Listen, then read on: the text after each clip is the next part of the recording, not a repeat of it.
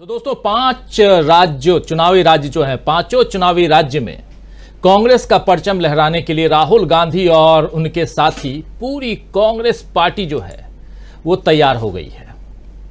कांग्रेस के कार्यक्रम तैयार हो गए हैं कि कब किस चुनावी राज्य में राहुल गांधी का दौरा होगा। 15 और 16 को राहुल गांधी मिजोरम जाने वाले हैं।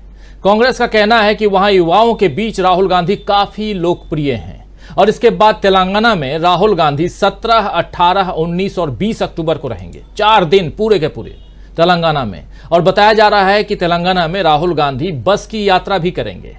प्रियंका गांधी भी 18 अक्टूबर को तेलंगाना जा सकती हैं, ऐसी खबर है। और इस बीच राजस्थान में 17 अक्टूबर को, जी हां, इसी 17 अक्टूबर को राजस्थान में कांग्रेस केंद्रीय चुनाव समिति की बैठक होगी और इसमें कांग्रेस अध्यक्ष मल्लिकार्जुन खड़गे भी शामिल होंगे। कुछ और बड़े नेता भी राजस्थान पहुंचेंगे। इधर मध्य प्रदेश और छत्तीसगढ़ में तो राहुल गांधी और प्रियंका गांधी के दौरे हो ही रहे हैं और जिन इलाकों में भी राहुल गांधी पहुंच रहे हैं वहां बड़ी संख्या में उन्हें सुनने और उनसे मिलने लोग पहुंच रहे हैं। आइए जरा एक बानगी दिखा देता हूं। राहुल गांधी एक्सरे करवा रहे हैं, जरा सुनिए। हिंदुस्तान में ओबीसी है, दलित है, जनरल है, आदिवासी हैं, मगर जब हम सवाल पूछते हैं ओबीसी कितने हैं, जनरल कितने हैं, दलित कितने हैं, आदिवासी कितने हैं, कोई जवाब नहीं दे पाता। देखो मैं पूछता हूं, भैया ओबीसी कितने हैं हिंदुस्तान में? कोई नहीं दे सकता। तो मैं ये कह रहा हूं कि अब वो समय आ गया है कि हमें हिंदुस्तान का एक्सरे करना है। यह पता लगाना है कि अगर 90 अफसर हिंदुस्तान को चला रहे हैं और उसमें से 5% भागीदारी ओबीसी को मिल रही है, तो क्या ओबीसी की आबादी 5% है क्या? तो ये सुन रहे थे एक बानगी, सिर्फ छोटा सा नमूना। राहुल गांधी अलग अलग राज्यों में, अलग अलग चुनावी राज्यों में जा रहे हैं और वहां तमाम मुद्दों के साथ साथ ओबीसी जनगणना की बात भी कर रहे हैं। एक इश्यू, एक मुद्दा राहुल गांधी यहां लोगों के बीच छोड़ रहे हैं जिससे वो समझें, सुने, जानें और आसपास पहचानने की कोशिश भी करें कि क्या देश में जो कुछ चल रहा है सब कुछ ठीक चल रहा है। राहुल गांधी ने जिस तरह इस बार के चुनाव में कांग्रेस की जीत का दावा किया है वो ऐसे ही नहीं किया गया है। लद्दाख से लेकर आप याद कीजिए, लद्दाख से पहले भी जब दिल्ली में CWC की बैठक हुई थी उस वक्त भी, और उसके बाद लद्दाख पहुंचकर वहां भी, और उसके बाद भी प्रेस कॉन्फ्रेंस में भी राहुल गांधी लगातार चर्चा कर रहे हैं और कह रहे हैं कि हम 5 राज्यों में जीत रहे हैं। 5 में से 4 की बात वो करते थे, अब 5 राज्यों की बात कर रहे हैं। कांग्रेस अब समझ गई है कि उसे किस तरह सत्ता तक पहुंचना है और कैसे लोगों के दिलों तक पहुंचने का रास्ता बनाना है। कांग्रेस के साथ साथ अब इंडिया के बाकी दलों ने भी जनता तक पहुंचने की कोशिशें शुरू कर दी हैं। इंडिया से जुड़े तमाम क्षेत्रीय दल अपने अपने राज्यों में जनता से जुड़ने वाले कार्यक्रम कर ही रहे हैं और इसके साथ ही बीजेपी के झूठ फैलाने वाले प्रचार तंत्र पर प्रहार कर रहे हैं। उसका वो जो प्रचार तंत्र है उसका तोड़ निकालने का रास्ता भी इंडिया गठबंधन ने अब ढूंढ लिया है। दरअसल ये बात इसलिए कह रहा हूं क्योंकि फेसबुक और गूगल के सीईओ, दोनों के जो सीईओ हैं, उनको इंडिया गठबंधन ने बाकायदा चिट्ठी लिखकर कहा है कि ये प्लेटफॉर्म देश में सांप्रदायिक नफरत को बढ़ावा देने में भूमिका निभाते हैं। ये दोनों प्लेटफॉर्म आपके जो हैं और सोशल मीडिया के प्लेटफॉर्म खासकर भारत में सांप्रदायिक नफरत को बढ़ावा देने में भूमिका निभाते हैं। इसीलिए अब ऐसे कामों पर रोक लगाई जाए और निष्पक्ष रवैया ये प्लेटफॉर्म्स अपनाएं।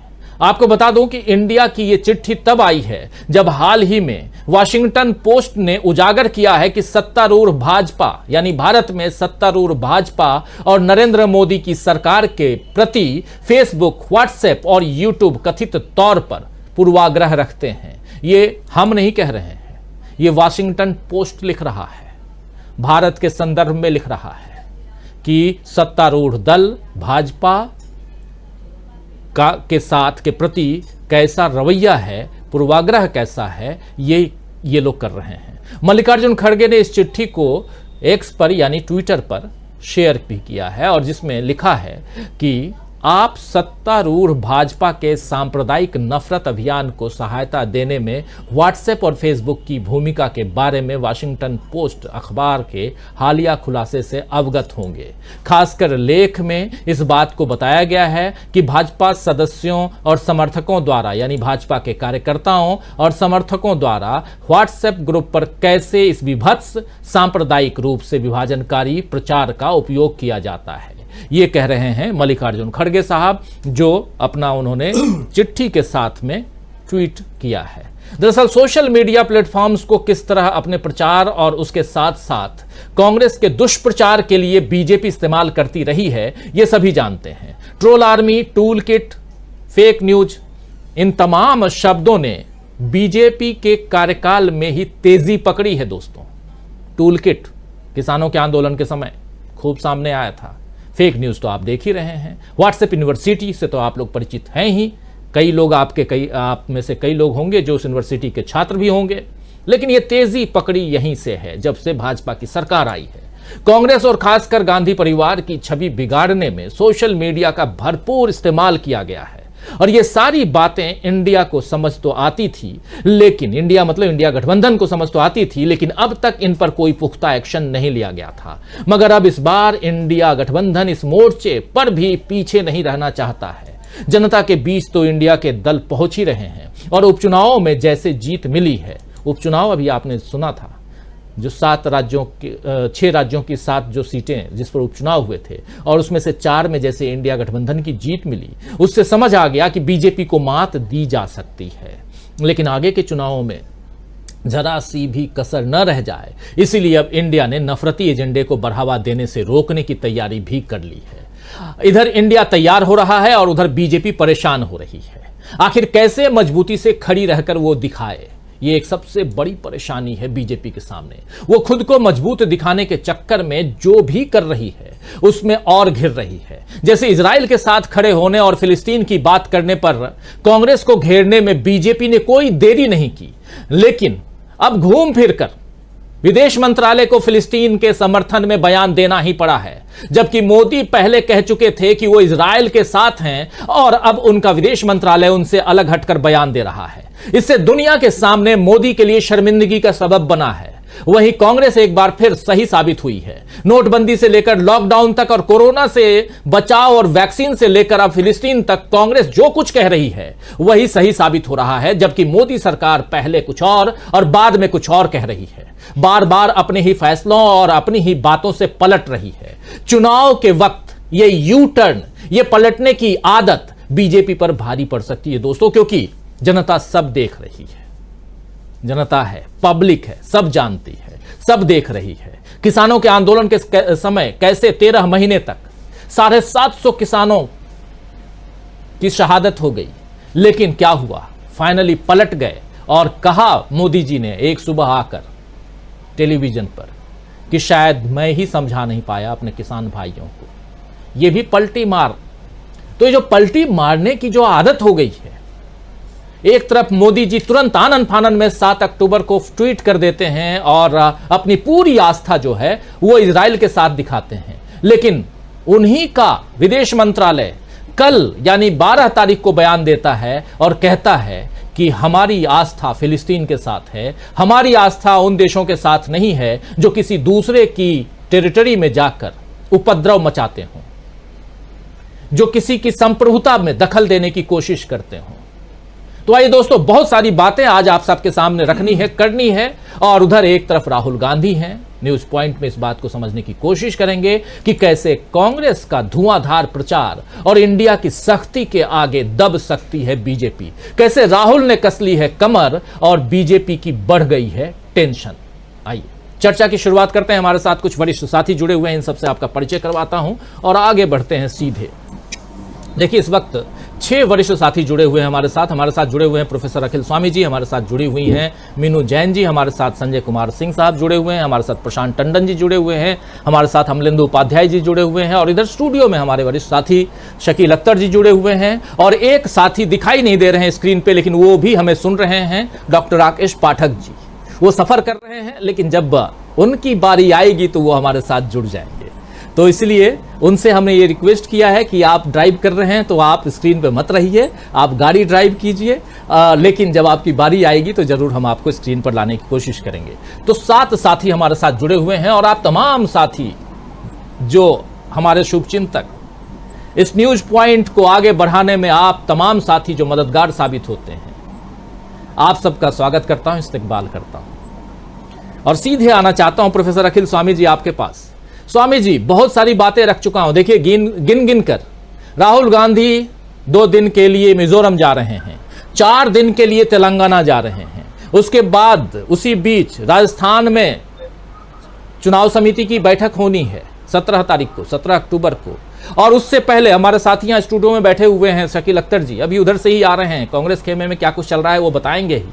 उससे पहले सब यही जानना समझना चाह रहे हैं कि कांग्रेस पार्टी इन 5 राज्यों के लिए अपने कैंडिडेट्स की घोषणा कब कर रही है, तो अभी बताएंगे शकील अख्तर जी। लेकिन उसके अलावा चाहे इजराइल का मामला हो, चाहे फेसबुक, यूट्यूब, ट्विटर का मामला हो, सोशल प्लेटफॉर्म्स का मामला हो, यहां भी कमर कसते हुए, मुझे याद आ रहा है हमारे साथी प्रशांत टंडन जी साथ में अभी हैं भी, इन्होंने जब एक इंटरव्यू लिया था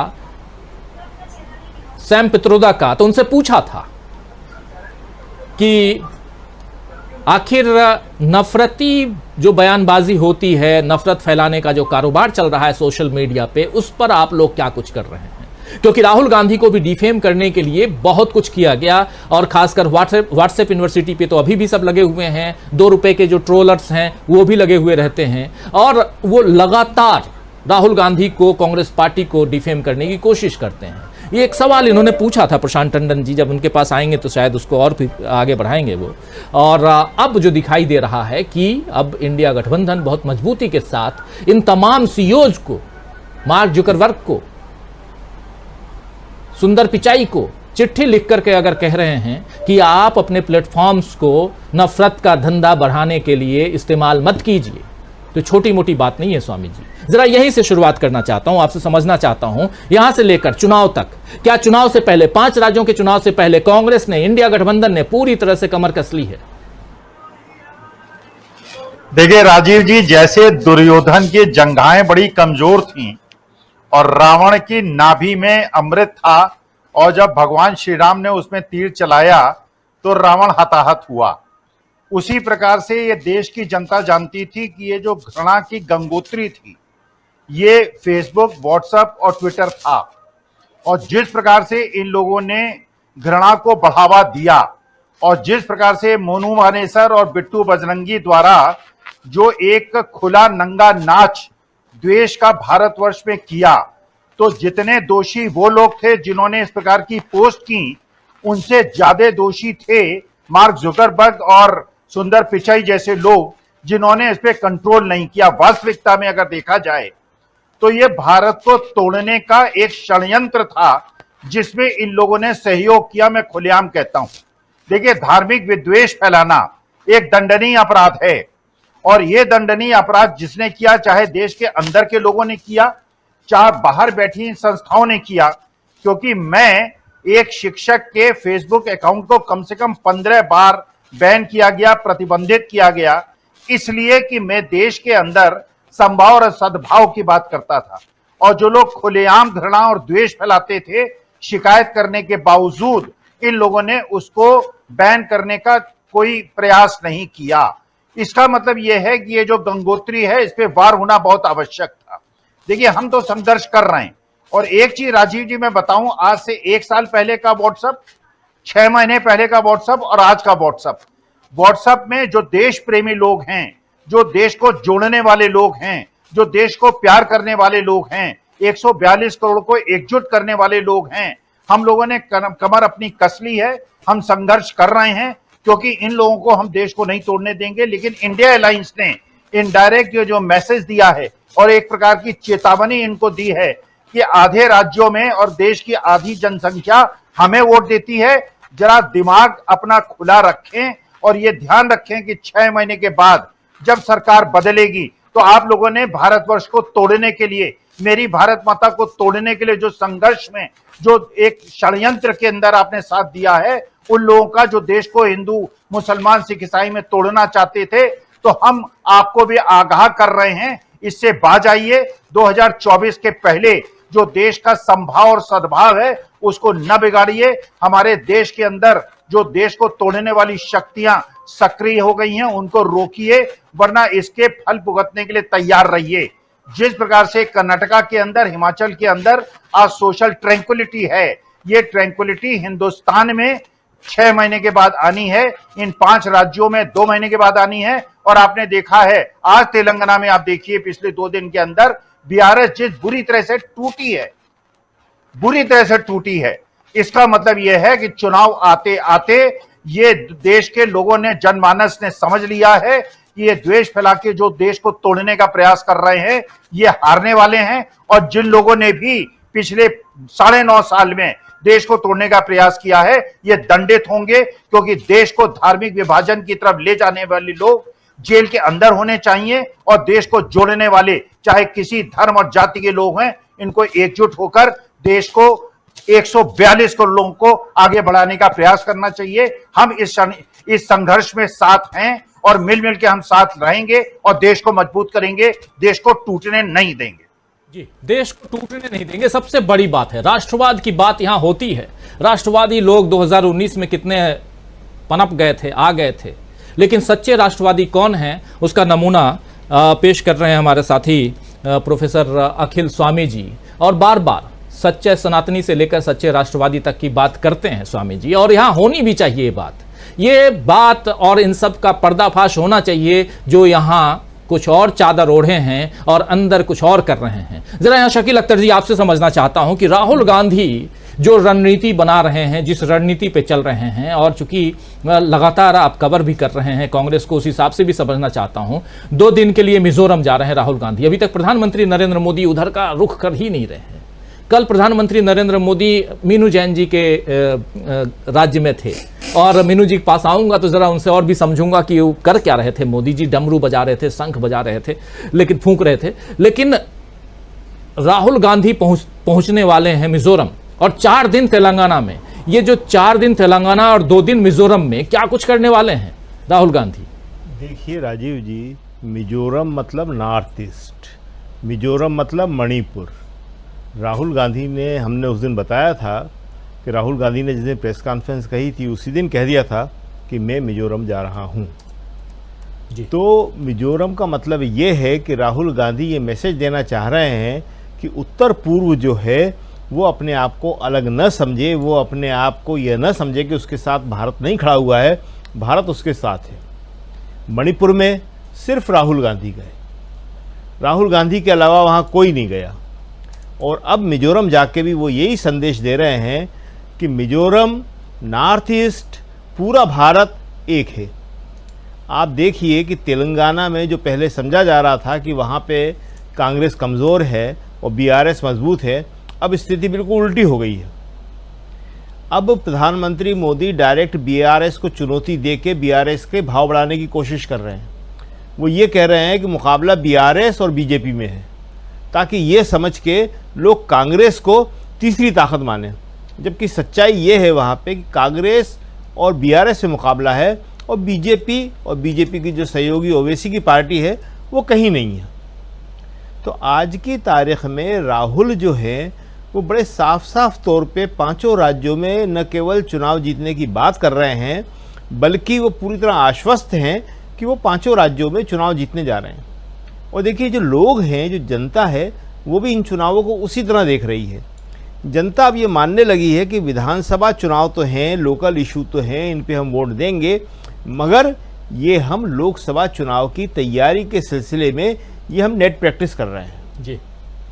ये एक ट्रेलर है कि जो हम लोकसभा में आपको दिखाना चाहते हैं। देखिए, राहुल गांधी ने अभी आपने जो दिखाई रिकॉर्डिंग उनकी, वो बड़े साफ साफ शब्दों में जातिगत जनगणना की बात कर रहे हैं। और जातिगत जनगणना एक ऐसा मुद्दा है जिसने बीजेपी को बुरी तरह हिला दिया है। प्रधानमंत्री दक्षिण की बात करने लगे, दक्षिण की बात कभी नहीं करते थे। वो मुसलमानों की बात करने लगे कि जातिगत जनगणना से मुसलमानों को नुकसान होगा, जबकि मुसलमानों का इससे कोई संबंध ही नहीं है।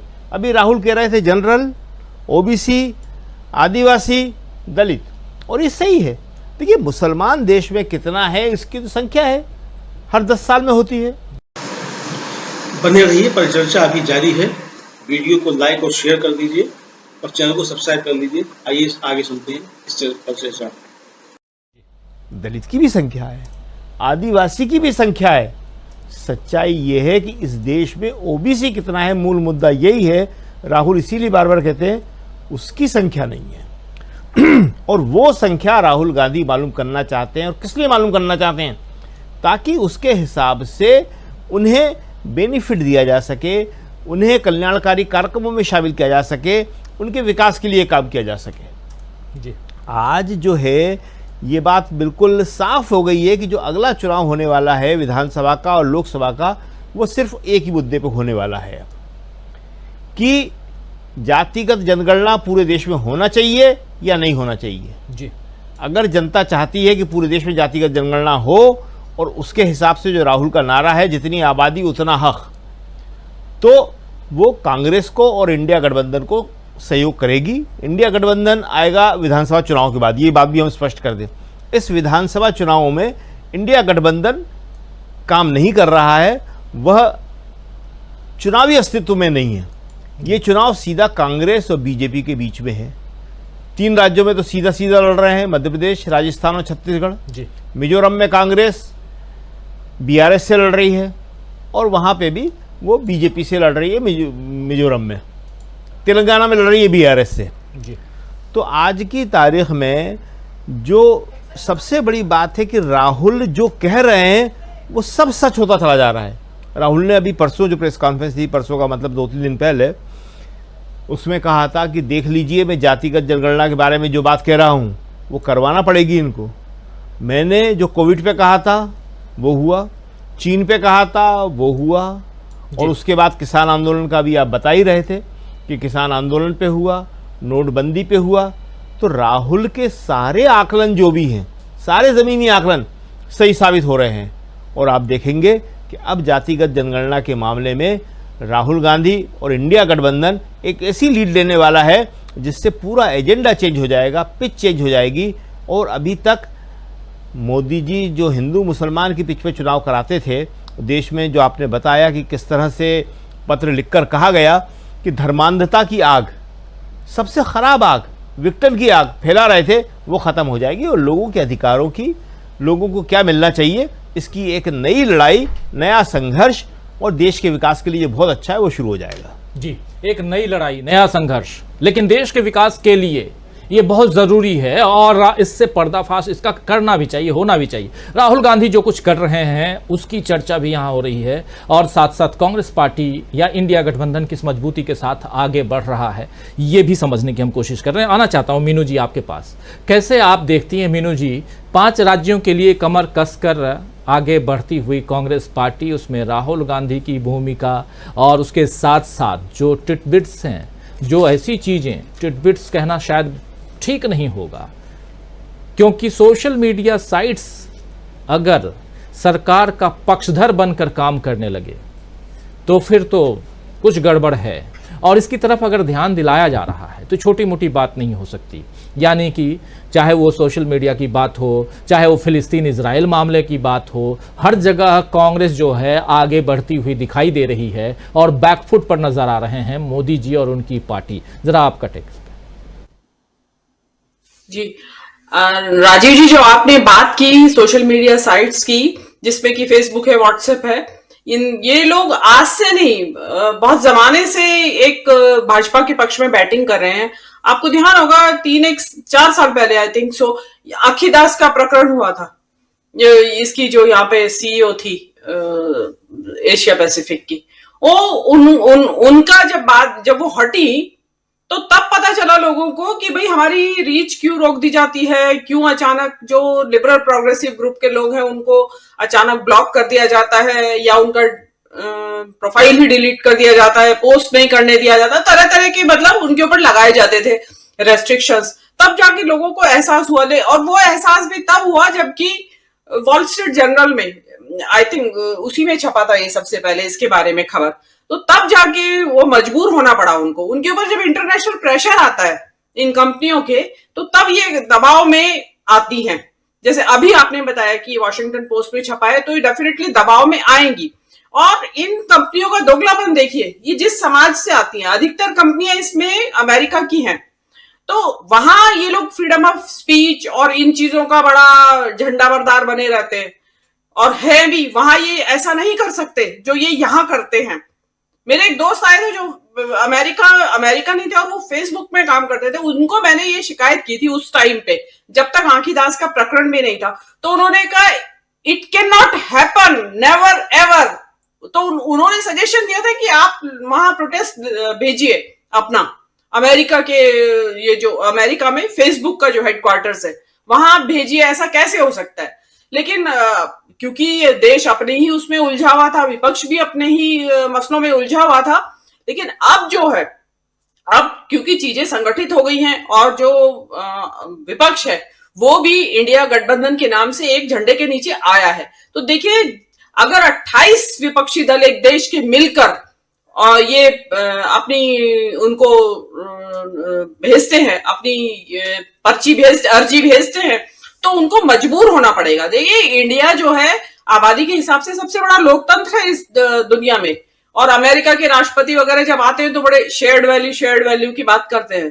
तो फ्रीडम ऑफ स्पीच भी शेयर्ड वैल्यू है, और उनके देश में तो सब कुछ बोलने की आजादी है, वो यही लगाते हैं।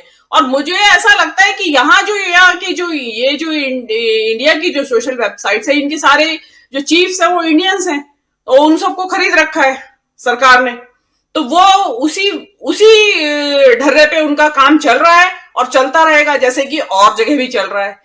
सारे इंस्टीट्यूशंस खरीदे हुए हैं, मीडिया खरीदा हुआ है, तो वो भी खरीदे हुए हैं, वो भी। और मैं ये भी नहीं कहती हूँ, मैं तो कहती हूँ कि शायद उनकी विचारधारा ही दक्षिणपंथी हो चुकी है, खरीदे वरीदे तो बाद में जाएंगे।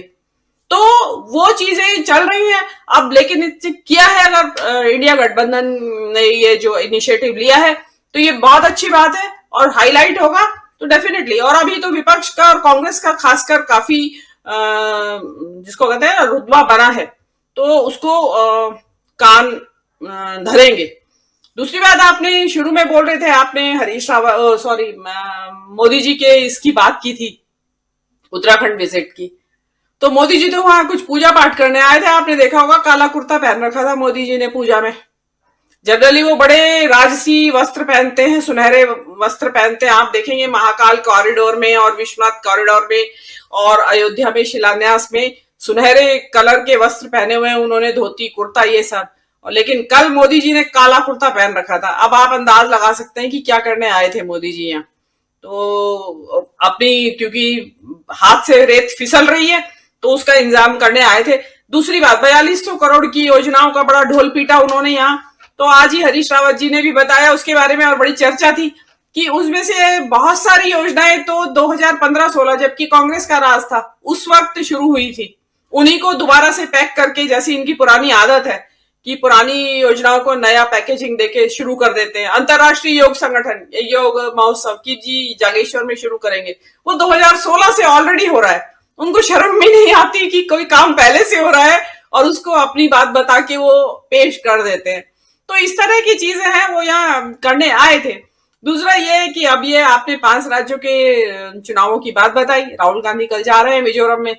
उम्मीद तो यही की जाती है मणिपुर के हालात को देख के कि मिजोरम में डेफिनेटली कांग्रेस की तरफ झुकाव होगा, क्योंकि पब्लिक को समझ में आ गया है कि जो हमारा सेवियर, जो हमें बचाने वाला है, वो ये दल है जिसके की क्रेडेंशियल्स आज भी सर्वसमावेशी हैं, सबको साथ लेकर चलने वाला, ऑल इंक्लूसिव। तो मिजोरम में डेफिनेटली कांग्रेस की बेटर परफॉर्मेंस की उम्मीद मुझे है। और बाकी अभी जैसे जैसे चीजें डेवलप होंगी आगे आगे पता चलता रहेगा, क्योंकि मिजोरम की बात बहुत कम होती है हमारे मीडिया में।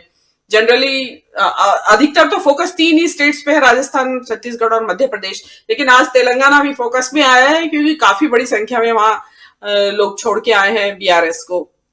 तो ये भी एक अच्छा मेरे हिसाब से काफी अच्छा डेवलपमेंट है।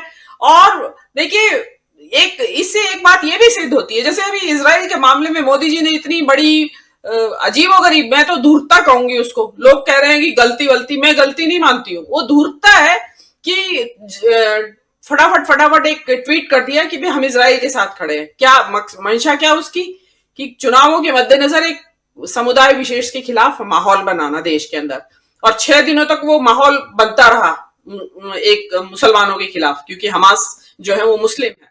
तो इस देश में मुसलमानों के खिलाफ माहौल बनता रहा, और जब वो बन गया माहौल तो बैक ट्रैक कर गए, विदेश विभाग के जरिए ट्वीट करा दिया कि जी हम तो फिलिस्तीन की भी चाहते हैं। अब जो आपने करना था डैमेज वो कर लिया, पब्लिक को मैसेज चला गया कि मोदी जी तो अगेंस्ट हैं और इजराइल के साथ ही हैं। अब आप ऊपर से लिपापोती करते रहिए, इतनी समझदार पब्लिक है। जी राजीव जी। जी बिल्कुल बिल्कुल। जरा आना चाहता हूं प्रशांत टंडन जी, 5 राज्यों के चुनाव की जरा बात करना चाहता हूं, बाकी बातें तो होती रहती हैं। और समझूं आपसे कि एक तो चूंकि शुरुआत में आपसे आपका जिक्र किया था मैं, और सैम पित्रोदा से आपने ही कहा था कि आखिर इस पर आप लोग क्या कर रहे हैं, उस पर आपकी टिप्पणी ज़रूर चाहूँगा। और साथ साथ 5 राज्यों के लिए जो कमर कस ली है राहुल गांधी ने, खासकर क्योंकि पूरा समय दे रहे हैं। लोग यही कहते थे कि राहुल गांधी समय नहीं देते हैं, लेकिन राहुल गांधी पूरा समय अपना चुनाव में दे रहे हैं। इसके क्या मायने निकाले जाएं? जी, तो जरा मैं पहले फेसबुक प्रकरण पे छोटी सी बात रख दूं और फिर राज्यों के चुनाव पे, और जो मीनू जी बात कर रही थी इजराइल, उस पे एक पॉइंट जरूर रखूंगा, इजराइल वाले मुद्दे पर। तो देखिए, फेसबुक को जब मैंने सैम पित्रोदा का इंटरव्यू लिया और अमेरिका जाने वाले थे राहुल गांधी, उस वक्त मैंने उनसे पूछा था कि क्या अमेरिका में कांग्रेस पार्टी फेसबुक को कोई चिट्ठी देगी, कोई रिप्रेजेंटेशन देगी कि वो भारत में नफरत का कारोबार बढ़ाता है। तो उस वक्त सैम पित्रोदा जी ने जो जवाब दिया वो खैर, क्योंकि सैम पित्रोदा जी बिल्कुल भारत की राजनीति से उतना वो वाकिफ नहीं है, वो अमेरिका में रहते हैं। लेकिन हकीकत ये है, जो अब इंडिया गठबंधन को समझ में आया, ये कदम पहले उठाना चाहिए था, लेकिन वो बहुत अच्छा कदम है कि फेसबुक और जो मेटा कंपनी है जिसका व्हाट्सएप भी है, इनको और दूसरी सोशल मीडिया कंपनीज के नकेल कसना आवश्यक है। केवल ये सरकार के पक्ष और किसी एक पार्टी के पक्ष की बात नहीं है राजीव जी, ये समाज को तोड़ रहे हैं। दिल्ली माइनॉरिटी कमीशन की रिपोर्ट है कि दिल्ली के दंगों में फेसबुक का एक रोल था। आप देखिए कि व्हाट्सएप पे एक नंबर, एक ट्रक जिसका नंबर कोई राजस्थान की नंबर प्लेट है, और उस पे ये ट्वीट है, ये वो है जो ये लगातार चलता है कि साहब ये गाय काटने के लिए ले जा रहा है ट्रक। वो ट्रक व्हाट्सएप में 2014 से चल रहा है उसी नंबर का। पहलू खान समेत कितने लोगों की जानें चली गई इसी प्रकरण में। तो इस पे नकेल दुनिया की पार्लियामेंट्स में इसमें बात होती है, और फेसबुक हमारे यहाँ से 16,000 करोड़ रुपए रेवेन्यू कमाता है हर साल। पिछले साल की फिगर है ये, अभी तो बढ़ जाएगा। इतना जब रेवेन्यू कमाता है तो हमारे देश में वो इस तरीके से नफरत फैलाने का काम क्यों करता है? बहुत सारी डिटेल बातें हैं इसके बारे में, मैं बुशरा जी के शो में भी बात की थी। फेसबुक के 2 साइंटिस्ट निकले वहां से, डेटा साइंटिस्ट, और उन्होंने पोल खोली, किसी और की जरूरत नहीं है। सोफी जैंग और फ्रांसिस हेगन, ये 2 विसिल ब्लोअर वहां से निकली, उन्होंने पोल खोली कि किस तरीके से फेसबुक जो है वो भारत में समाज में नफरत फैलाने का काम करता है। दूसरी बात की जो बात इलेक्शंस की है, देखिए जो शकील साहब बात कह रहे थे, ये इलेक्शन चाहे विधानसभा का हो या 2024 का, ये जाति जनगणना पर, जातिवार जनगणना पर रेफरेंडम होने जा रहा है।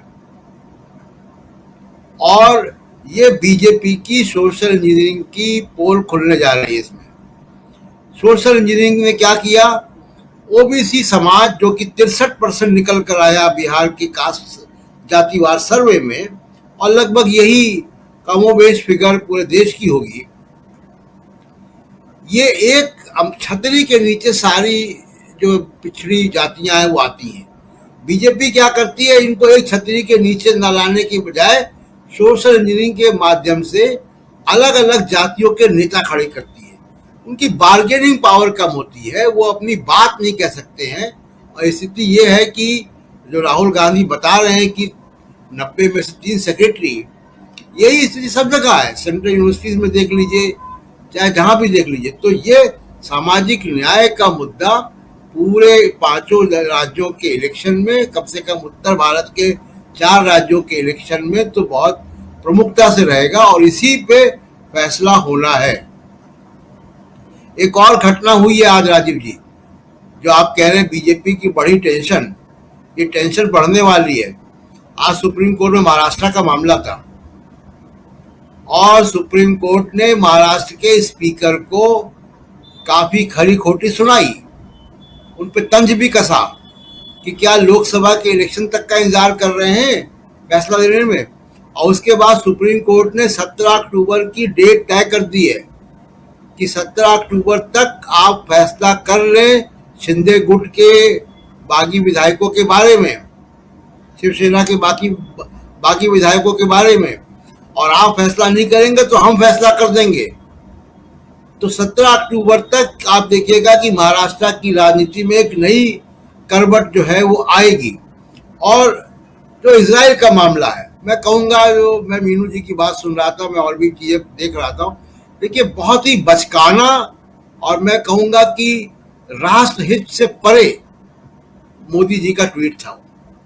जो इंडिया की कंसिस्टेंट पॉलिसी रही है वो उससे परे था। और अभी G20 खत्म हुआ है राजीव जी। G20 में India, middle east, Europe trade corridor बना है और वो ट्रेड कॉरिडोर मिडिल ईस्ट के देशों से होकर जाएगा।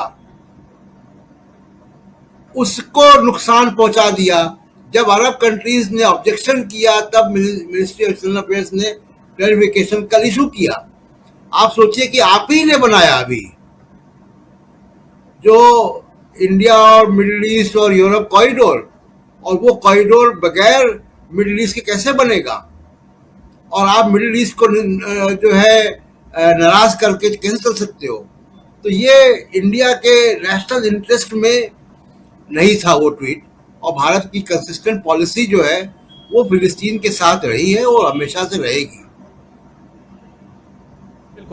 बिल्कुल भारत की बात, लेकिन थोड़ा सा हम कंसंट्रेट करना चाहते हैं अब चुनाव पे। सामने चुनाव है, जरा चुनाव पे आप लोग भी कंसंट्रेट कीजिए, उस पर आप फोकस रहिए, क्योंकि हमारे दर्शक साथी भी सुनना चाहते हैं कि 5 राज्यों में चल क्या रहा है। आप लोगों से भी, हमारे तमाम साथी, आप लोगों से भी गुजारिश है कि अगर आपके पास भी चुनाव से संबंधित कुछ जानकारी है तो जरूर साझा कीजिए इस मंच पे, क्योंकि एक नहीं बल्कि 5 राज्यों में चुनाव है। संजय जी, आपके पास आना चाहता हूं, जरा आपसे समझूं। छत्तीसगढ़, राजस्थान, मध्य प्रदेश, ये तीनों राज्यों में आमने सामने बीजेपी और कांग्रेस, लेकिन तेलंगाना और मिजोरम, यहाँ की परिस्थिति बिल्कुल अलग है। ये दोनों राज्य जो हैं वो एक तो हिंदी भाषी नहीं हैं, इधर ये तीनों राज्य हिंदी भाषी हैं। और अब कंसंट्रेशन राहुल गांधी का टोटल फोकस इन दोनों राज्यों पे है। क्या मायने निकाले जाए इसके?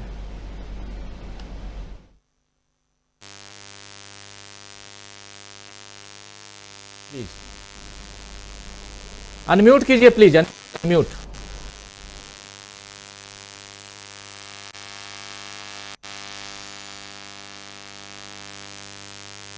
चाहता हूं अमलेंदु उपाध्याय जी, कैसे देखते हैं? तब तक संजय जी की आवाज हम तक आएगी। राजीव जी, मुझे लगता है कि भारतीय जनता पार्टी की परेशानी जो है वो काफी कुछ बढ़ती जा रही है। और राहुल गांधी ने जिस तरीके से कमर कसी और जो सूचनाएं अब आ रही हैं, उस तरीके से भारतीय जनता पार्टी की परेशानी और बढ़ती जा रही है। एक तो पहली बात यह है कि मुझे लगता है कि जो सनातन की पिच पे जिस पे प्रधानमंत्री खेल रहे थे, वो पिच भी राहुल गांधी ने, कांग्रेस ने प्रधानमंत्री से, भारतीय जनता पार्टी से छीन ली है। क्योंकि भारतीय जनता पार्टी ने तो श्राद्ध में अपनी लिस्ट जारी कर दी। कमलनाथ आज कह रहे थे कि श्राद्ध खत्म हो जाए, हम तब अपनी लिस्ट जारी करेंगे। तो यानी कि सनातन की पिच पे जाना चाहती थी भारतीय जनता पार्टी। प्रधानमंत्री विदेश यात्रा पे जाने से पहले जिस पिच पे खेलने का अपना संदेश देके गए थे अपने रणबांकुरों को कि सनातन पे जो है किसी को पीछे नहीं हटना है, तो वो तो जो है वो पिच प्रधानमंत्री ने खराब कर दी। अब बताइए, चले गए हैं वहाँ, प्रधानमंत्री चले गए पूजा अर्चना करने के लिए कंदराओं में, वो भी श्राद्ध में चले गए। अब वो श्राद्ध में कौन सी पूजा अर्चना करने गए थे काले कपड़े पहन के, अब ये तो पता नहीं कौन सी पूजा अर्चना है क्या नहीं है। अब ये तो लोग जो जानकार हैं सब इसके वो सब बताएंगे कि कोई अघोरी टाइप का कुछ था, पूजा पाठ था, क्या था, वो तो प्रधानमंत्री जाने कि क्या था क्या नहीं। बने रहिए, परिचर्चा अभी जारी है। वीडियो को लाइक और शेयर कर दीजिए और चैनल को सब्सक्राइब कर लीजिए। आइए आगे सुनते हैं इस परिचर्चा। लेकिन जहां तक मेरी अपनी जानकारी है, स्वामी जी इस पर ज्यादा अच्छे से प्रकाश डालेंगे, श्राद्धों में इस तरीके से कोई पूजा पाठ होता नहीं है राजीव जी। सनातनियों में और हिंदुओं में दोनों में भी इस तरीके पूजा पाठ नहीं होते हैं। तो अब जो प्रधानमंत्री कर रहे जी चुनाव पे मैं बोल रहा हूँ, चुनाव पे आइए प्लीज। मैं सवाल मेरा कुछ और है, मैं सवाल ये पूछ रहा हूँ कि राहुल गांधी तेलंगाना और मिजोरम पर क्यों फोकस कर रहे हैं, प्लीज इस पे बात करें। जी उसी पे आ रहा हूँ कि मोदी जी पे बहुत बात कर लिया, हमारे साथी भी नहीं सुनना चाहते हैं मोदी जी की बात, चुनाव की बात कीजिए। तो मैं ये कह रहा हूँ कि चुनाव का समय तो चुनाव का ही टोटका करने गए राजीव जी। वो वहां चुनाव में ही चूंकि राहुल गांधी ने उनके सामने चुनौतियां पेश कर दी हैं, तो उस चुनाव से बचने का टोटका वहां करने के लिए गए। वरना प्रधानमंत्री तो 24 घंटे में 18 घंटे चुनाव के लिए ही काम करते हैं, जब चुनाव नहीं होता है तब भी। तो अब चुनाव का समय है, जब चुनाव घोषित हो चुके हैं, तो राहुल गांधी तो चुनाव घोषित होने के तुरंत बाद जो पहुंच गए मध्य प्रदेश में सभा करने के लिए, और प्रधानमंत्री चले गए पहाड़ों में। तो कहीं ना कहीं कुछ ना कुछ तो गड़बड़ है ना। तो मुझे लगता है कि राहुल गांधी ने जिस तरीके से चुनौतियां पेश की हैं प्रधानमंत्री के, भारतीय जनता पार्टी के सामने, प्रधानमंत्री उससे पार पाने का कोई रास्ता अभी तक खोज नहीं पाए हैं। ये असली कारण मुझे लगता है कि ये चीजें हो रही है। दूसरा, तेलंगाना और मिजोरम पे जो राहुल गांधी इतना ज्यादा फोकस कर रहे हैं, उसके राजीव जी दोनों बड़े कारण हैं। जैसा कि शकील जी ने बताया था कि तेलंगाना को लेकर के अब जो खबरें आ रही हैं वो सब यही आ रही है कि वहां सीधी फाइट जो है वो बीआरएस और कांग्रेस के बीच में है, भारतीय जनता पार्टी अब उसमें कहीं नहीं है। और दूसरा है कि जिस तरीके से प्रधानमंत्री गए और वहां बोल करके आए कि केसीआर उनके पास आए थे, और कल की कविता जो है उनकी, केसीआर की बेटी कल थी एक टीवी चैनल पे, उन्होंने कहा दिया कि वो विधानसभा चुनाव के बाद इंडिया जो है वो टूट जाएगा। तो यानी राहुल गांधी जो बात वहां कह के आए थे कि बीआरएस जो भ्रष्ट भारतीय जनता पार्टी रिश्तेदार समिति है, उसको साबित कर दिया है दोनों ने मिलकर के। तो ये परेशानी का उनका सबब है। राहुल गांधी वहां इसीलिए ज्यादा फोकस कर रहे हैं कि दक्षिण से भारतीय जनता पार्टी जहां जहां पैर रखने की स्थिति में थी, कर्नाटक से उखड़ चुकी, और तेलंगाना को जिसको वो अपना बनाना चाहती है, दूसरा गढ़ जो है कि वहां से उसको कुछ रास्ता मिले ओवैसी और केसीआर की मदद से, वो भी राहुल गांधी ने वहां खत्म कर दिया। तो भारतीय जनता पार्टी की परेशानी यही है कि कर्नाटक में उसको जो जिस तरीके से झटका लगा है, उसको वो तेलंगाना से जो पूरा करना चाहती थी, वो भी ख्वाब जो है वो पूरे होने वाले नहीं है। क्योंकि राहुल गांधी ने जिस तरीके से वहां सभाएं की हैं, भारत जोड़ो यात्रा के दौरान उनकी खम्मम में जबरदस्त रैली हुई, उसके बाद भी वहां रैली हुई, CWC की पहली बैठक जो है वो हैदराबाद में हुई। तो यानी कि तेलंगाना पे पूरा फोकस कांग्रेस ने कर दिया है। और अब जो सूचनाएं आ रही है वो ये आ रही है कि कांग्रेस जो है वो काफी एज जो है वहां बीआरएस के ऊपर ले चुकी है, और भारतीय जनता पार्टी वहां चुनाव में कहीं दिखाई नहीं पड़ रही है। तो ये प्रधानमंत्री की परेशानी का सबब है, और राहुल गांधी ने यही चीजें जो है वो तैयार की जो भारतीय जनता पार्टी के लिए परेशानी का सबब हो रही है।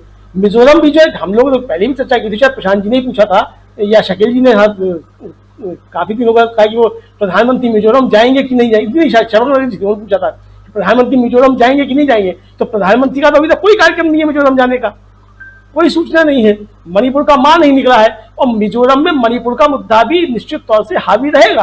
तो प्रधानमंत्री वहां जाते नहीं जाते, लेकिन राहुल गांधी ने घोषणा कर दी है कि वो मिजोरम जा रहे हैं, और मिजोरम को जाएंगे तो वहां भी जो समस्याएं हैं पूर्वोत्तर की, और मुझे लगता है कि पूर्वोत्तर में भारतीय जनता पार्टी ने समस्याएं बहुत ज्यादा पैदा कर दी हैं। तो राहुल गांधी जो है एक आशा के तौर पर पूर्वोत्तर में देखे जा रहे हैं। तो भारतीय जनता पार्टी को जो पूर्वोत्तर से अच्छी खासी सीटें लेकर के आई थी पिछले लोकसभा के चुनाव में, तो उसको वहां से भी अपना जनाधार जो खिसकता हुआ दिखाई दे रहा है। उसे लग रहा है कि राहुल गांधी लगातार मेहनत करके पूर्वोत्तर से भी भारतीय जनता पार्टी का जो परचम है उसको उखाड़ रहे हैं वहां से। तो मुझे लगता है कि ये परेशानी भारतीय जनता पार्टी की, और इसीलिए राहुल गांधी जो है वो तेलंगाना और मिजोरम दोनों पे जो बहुत ज्यादा फोकस दे रहे हैं, ताकि भारतीय जनता पार्टी के जो अपने हिंदी हार्टलैंड के अलावा जो जहां से उसको कुछ मदद मिल सकती थी, वहां से भी उसको जो एकदम कट किया जा सके। जी राजीव जी, मिजोरम की बात हम कर रहे हैं, तेलंगाना की बात कर रहे हैं, और इन दोनों राज्यों पर फोकस क्यों है राहुल गांधी का, ये समझने की कोशिश कर रहे हैं। प्रधानमंत्री नरेंद्र मोदी मणिपुर का मां नहीं बोलते हैं, लेकिन इजराइल का आई जरूर आई नहीं, पूरा इजराइल बोल देते हैं। आखिर क्या कारण है? चलिए, लेकिन समझें। संजय जी, मेरी आवाज आ रही है आप तक?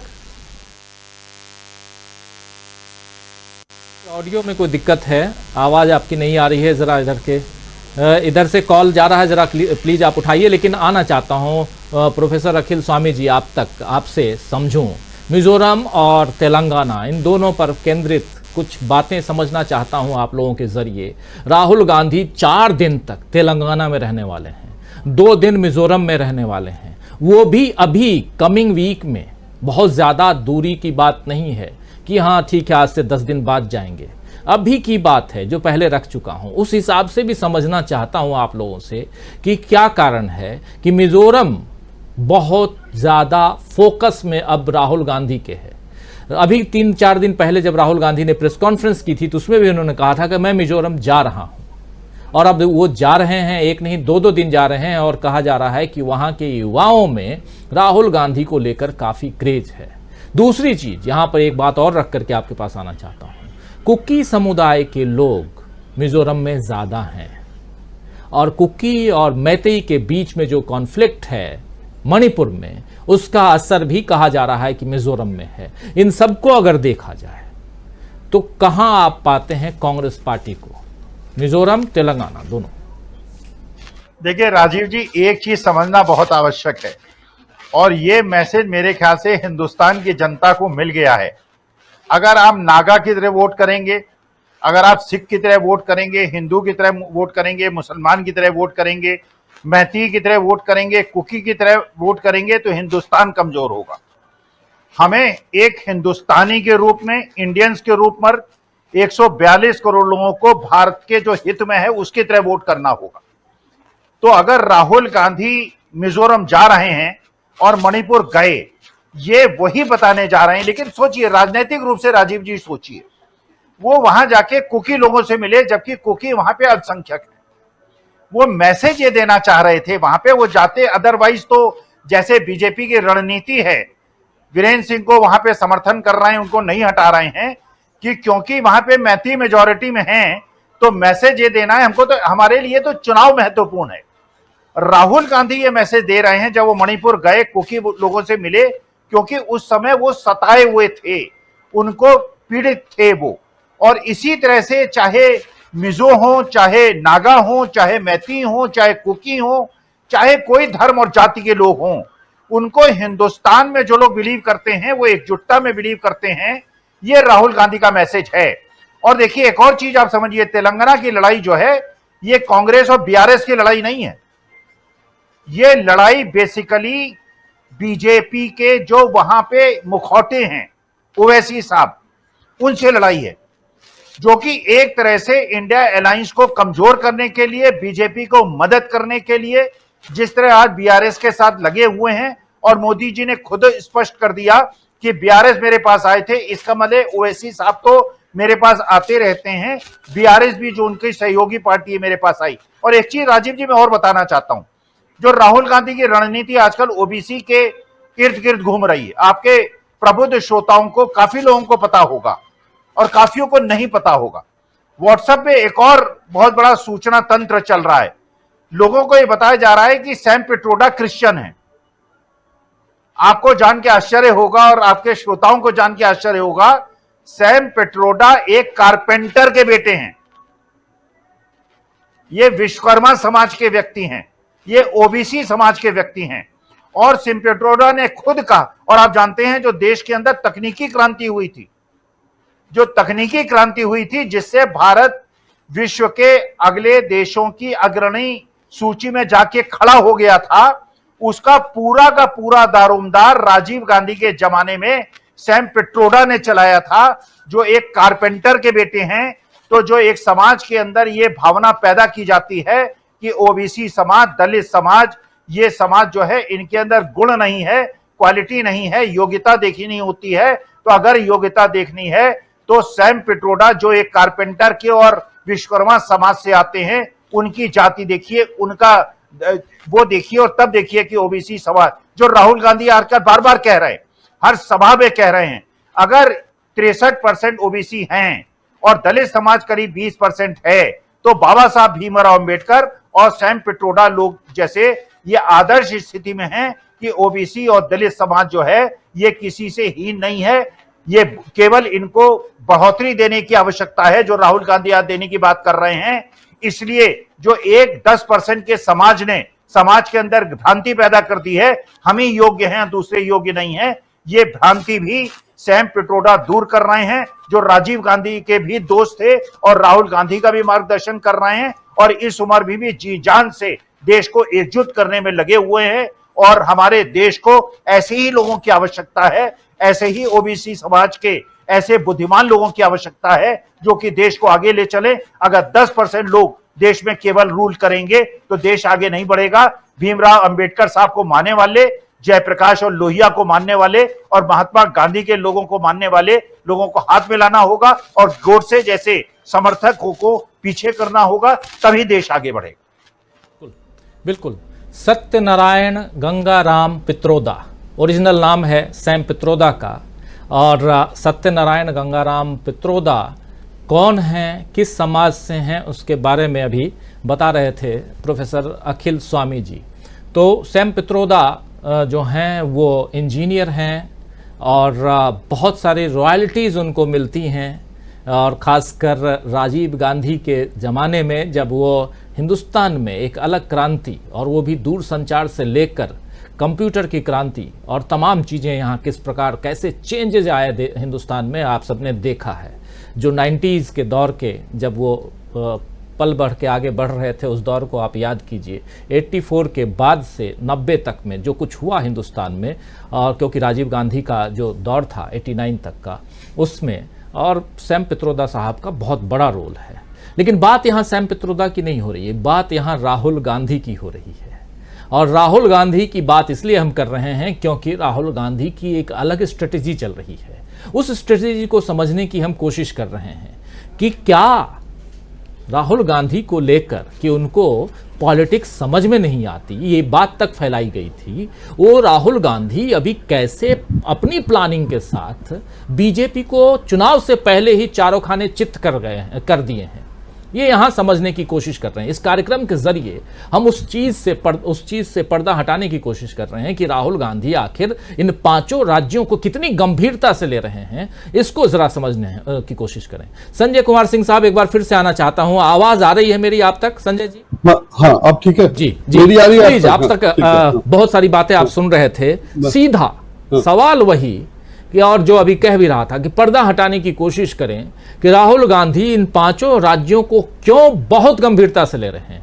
कई सारे चुनाव हुए, लेकिन ये जो 5 राज्य हैं, इससे पहले कर्नाटक, और कर्नाटक में जिस फोकस के साथ राहुल गांधी ने चुनाव लड़ा, उसके बाद उनका पहला बयान मध्य प्रदेश को लेकर था कि कर्नाटक में हम 136 सीट जीत के आए थे, यहां मध्य प्रदेश में 150 जीतेंगे। इस दावे के साथ राहुल गांधी आए।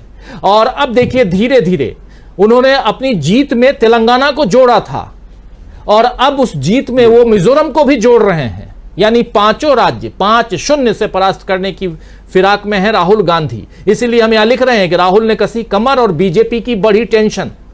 ये जो बीजेपी की टेंशन अगर इन 5 राज्यों से बढ़ जाती है तो फिर 2024 के लिए तो पूरी मुस्तैदी के साथ इंडिया गठबंधन साथ में है, राहुल गांधी के साथ में। इस बात को समझाने की जरूरत है, जरा आपसे समझो। यही बिल्कुल राहुल गांधी का काम बिल्कुल सही चल रहा है और एकदम वैसे ही है जैसे होना चाहिए। जैसे बीजेपी जहां मजबूत है वहां राहुल गांधी ने पहले काम किया, और मिजोरम में काम कम करने की जरूरत है या उतनी जरूरत नहीं है तो वहां वो बाद में लगे। और वो जानते थे दोनों जगह कि यहाँ क्या काम करने की जरूरत है, वहां क्या काम करने की जरूरत है, और ये उनके काम से या उसके असर से दिखाई दे रहा है। और बीजेपी की परेशानी का कारण यही है। इसमें दिलचस्प यह भी है कि बीजेपी के पास कोई जवाबी रणनीति नहीं है या जवाब नहीं है। मतलब ये अभी भी उसी हिंदू मुसलमान में लगे हुए हैं, और वो अंग्रेजी में कहा जाता है डॉग व्हिसल, तो जाकर के पूजा करना या शंख बजाना, ये सब उन लोगों के लिए संकेत है जो इसको समझते हैं। बाकी लोगों को इसका मतलब नहीं है और वो उनको टारगेट भी नहीं कर रहे हैं। तो कोशिश ये कर रहे हैं कि हिंदुत्व वाला जो वोट है उसमें वो धमास वाला मामला भी है कि वो आतंकवादी होते हैं मुसलमान, और इसीलिए वो ट्वीट किया गया था। और कल आज जो अखबारों में बात छपी है, जो कल जो हुआ वो विदेश मंत्रालय का साप्ताहिक प्रेस कॉन्फ्रेंस में सवाल पूछा गया, जो उनकी मजबूरी थी कि वो क्लियर स्टैंड करते और अपने लेवल पे वो जो कर सकते थे सो उन्होंने कहा। और इससे पहले अपना प्रधानमंत्री ने ट्वीट करके अपना काम कर लिया था। वो भी डॉग विसल वाला मामला है कि जिसको जो संकेत देना था वो चला गया था 6 दिन, जैसा मीनू जी ने कहा कि 6 दिन उसका असर रहा और बाद में वो जो नॉर्मल होना था, जो स्टैंड नॉर्मल का भारत का होना चाहिए या था, उस पर वापस आ गए या उसी को क्लैरिफाई कर दिया। तो ये मोदी जी के काम करने की शैली है और कुछ खास लोगों को खास तरीके से वो टारगेट करते हैं, जिसको आजकल डॉग वेसल कहा जा रहा है। तो उस तरह से वो उन्होंने टारगेट कर लिया। और दूसरी ओर राहुल गांधी का अपना तरीका है, और जैसे ये कहा जा रहा था पहले कि राहुल गांधी इमैच्योर है, पॉलिटिकली एक्सपीरियंस नहीं है वगैरह वगैरह, तो ये अब कह दिया उन्होंने और मानने वालों ने मान लिया। बाकी सब लोग तो जानते थे कि राहुल गांधी जो जिस परिवार में पैदा हुए, जिस परिवार में रहे, जिस परिवार में पले बढ़े, वहां उनकी पॉलिटिकल समझ अगर कम होगी तो चाय बेच के कैसे आ जाएगी? चाय बेचने से तो वो पॉलिटिक्स नहीं आ सकती है ना, जो प्रधानमंत्री के घर में रह के आएगी। तो ये बोलने, बताने और समझाने की चीज तो थी नहीं। आप चाय बेचने का दावा करके ये कहिए कि हमारी पॉलिटिकल समझ बहुत अच्छी है, तो जो मानेगा वो मान ले, मुझे उसमें कोई दिक्कत नहीं है। लेकिन ये तो नहीं कहा जा सकता है ना कि प्रधानमंत्री के घर में रहकर या प्रधानमंत्री के घर में पैदा होकर, मतलब रहने वाले की ही बात अलग थी, यहां तो पैदा होकर और 1 2 नहीं 3 में कोई पॉलिटिकली कैसे कमजोर होगा? तो अगर राहुल गांधी कुछ नहीं कर रहे थे तो इसलिए नहीं कर रहे थे कि वो उनको करना नहीं था या करना नहीं चाह रहे थे। नहीं तो जब सोनिया गांधी प्रधानमंत्री नहीं बनने दिया गया तो वो लपक के कुर्सी पे बैठ सकते थे और कोई उनको रोकता नहीं, उतारता नहीं। और तब जो मनमोहन सिंह के बारे में कहा गया वो सब कहा भी नहीं जा सकता था।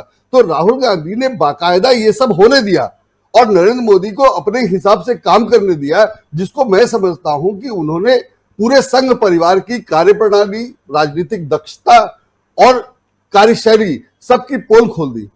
रहा सहा कसर मणिपुर में निकल गया।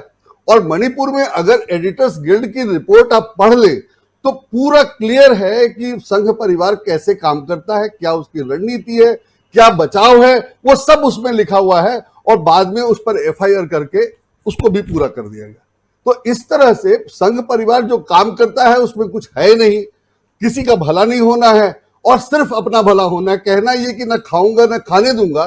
लेकिन सीएजी की रिपोर्ट जो 10 साल बाद आई, जिसमें कहा गया कि अकाउंटिंग प्रैक्टिसेस भी ठीक नहीं है, आप सेस ले रहे हैं, जिसके लिए ले रहे हैं उसमें खर्च नहीं कर रहे हैं, जिस मन में पैसा होना चाहिए उसमें नहीं है। यही रिपोर्ट थी सीएजी की, 1 हफ्ते 10 दिन पहले आई थी। और उस रिपोर्ट के बाद कल परसों खबर थी जो उन ऑडिटर्स को हटा दिया गया है और वो खबर अखबारों में नहीं है, या है तो प्रमुखता से नहीं है, बहुत वो कर दिया। तो जो आदमी भ्रष्टाचार दूर करने के दावे के साथ सत्ता में आया था, उसके राज में भ्रष्टाचार पर यह हालत है कि सीएजी की रिपोर्ट, जो बहुत ही जायज नॉर्मल सामान्य चीज है, हर साल आती है, हर बार होती है, उसको आप दबा दे रहे हैं। या उसमें अगर कुछ खिलाफ है, और खिलाफ भी बहुत साधारण बात है, माने अगर आप अकाउंटिंग करते हैं तो अकाउंटिंग के नियमों का पालन क्यों नहीं किया जाएगा? उतना तो होना ही चाहिए। यही उसमें कहा गया था कि अकाउंटिंग के नियमों का पालन नहीं किया गया है और उसके लिए अगर ऑडिटर्स को हटा दिया गया, ट्रांसफर कर दिया गया, तो आप समझ सकते हैं कि सरकार जो काम करना है सरकार को, वो क्या कर रही है। और जाहिर है उनको शंख बजाने और धूनी रमाने के लिए तो चुना नहीं गया है, तो वो कर रहे हैं। तो जनता ये सब देख रही है और समझ रही है और इसका असर हो रहा है। और दूसरी तरफ राहुल गांधी का एक्सपीरियंस है। तो मुझे लगता है कि स्थिति बहुत क्लियर है और बहुत साफ है। सिर्फ मीडिया को, जैसे फेसबुक को और व्हाट्सएप वगैरह को अब देखा जा रहा है, उस तरह से इंडियन मेनलाइन मीडिया को भी देखने की जरूरत है। मुझे लगता है उसका भी नंबर कुछ दिन में आ जाएगा और उसको भी ठीक करने के लिए काम किए जाएंगे। और वो हो जाए तो मुझे नहीं लगता कि कांग्रेस या इंडिया गठबंधन के रास्ते में कोई दिक्कत है। दूसरी ओर अगर हम ये कहें कि हिंदुत्व के रास्ते पे ही चलना है बीजेपी को, तो भी नरेंद्र मोदी के मुकाबले फिर योगी अच्छे कैंडिडेट हैं। उनमें हिंदुत्व ज्यादा कट्टरता है, ज्यादा हिंदुत्व बढ़िया है, तो उनको आगे किया जाना चाहिए। लेकिन बीजेपी वो भी नहीं कर रही है। तो बीजेपी जो कर रही है वो खुद नहीं जानती वो क्या कर रही है और क्यों कर रही है। ऐसा लग रहा है, मन दिखाई तो ही दे रहा है कि अगर आपको हिंदुत्व की लाइन पे चलना है तो योगी को आगे किया जाना चाहिए, अब कम से कम 10 साल बाद। तो वो नहीं कर रहे। और दूसरी ओर मोदी जी वही कर रहे हैं जो अभी तक करते आए थे। और राहुल गांधी का जो प्लान है जातिवाद गणना, वो यही है कि हिंदुत्व के लिए आपने किया क्या, वो दिखाई दे जाएगा। तो अगर आप अपर कास्ट को और जो लोग पहले ही अमीर थे उन्हीं को अमीर बना रहे हैं तो कर क्या रहे हैं? तो हिंदुत्व का भला तो नहीं कर रहे हैं, वो जातिवाद गणना से सामने आ जाएगा। और परेशानी का कारण यही है, इसीलिए लोग परेशान हैं। तो बिल्कुल लोहे पे तब चोट की जा रही है जब वो गर्म है, और वही चोट की जा रही है जहां करनी चाहिए। तो बिल्कुल ठीक चल रहा है और मैं इसको ऐसे देखता हूं। राजीव, लोहे पर जब चोट करनी चाहिए, यानी जब आयरन हॉट है, और तभी वही काम हो रहा है यहाँ पे। लेकिन क्या एक पूरी की पूरी परिस्थितियां बदल चुकी हैं? अब पूरा का पूरा चुनाव क्या राहुल गांधी और कांग्रेस पार्टी के कंट्रोल में है? ये समझने की कोशिश करते हैं। हमारे साथ डॉक्टर राकेश पाठक जी जुड़ गए हैं। डॉक्टर साहब, आपका स्वागत करता हूं और सीधा आपके पास ही आना चाहता हूं।